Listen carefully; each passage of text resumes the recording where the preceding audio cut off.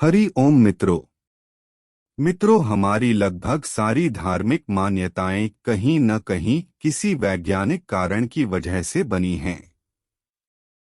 आपको जानकर हैरानी होगी कि सूर्यदेव और शिवलिंग को जल चढ़ाने के पीछे शुद्ध वैज्ञानिक कारण क्या है। इस वीडियो में हम इन्हीं बिंदुओं पर चर्चा करेंगे। मित्रों, यदि आप चैनल पर प्रथम बार आए हैं तो सनातन धर्म के प्रचार और प्रसार हेतु चैनल को अवश्य ही सब्सक्राइब कीजिएगा।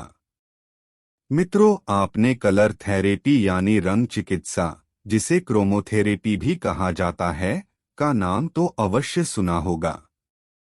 यह एक समग्र चिकित्सा है जो विभिन्न शारीरिक और मानसिक स्वास्थ्य समस्याओं के इलाज के लिए विद्युत चुंबकीय विकिरण के दृश्य स्पेक्ट्रम का उपयोग करती है।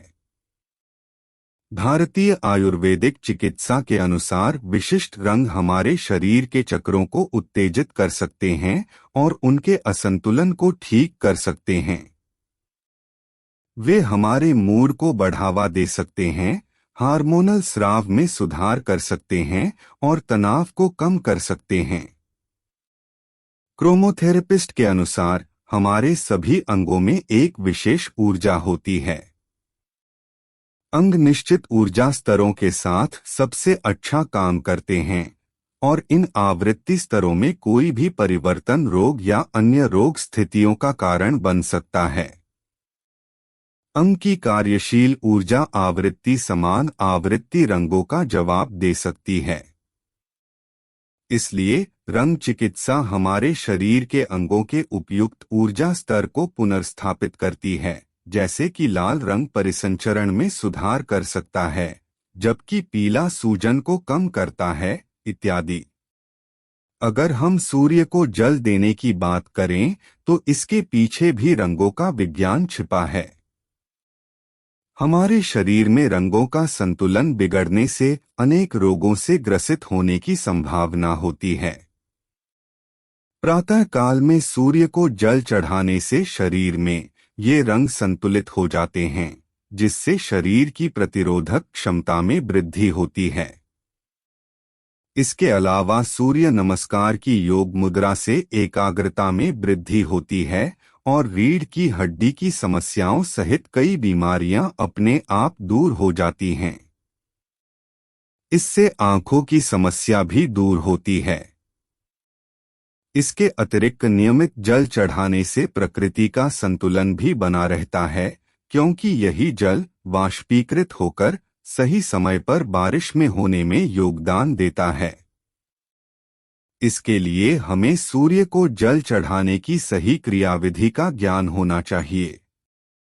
अगर हम सूर्य देव को जल चढ़ाने की पूरी क्रियाविधि को ध्यान से देखें तो हमें कुछ बातें स्पष्ट होंगी।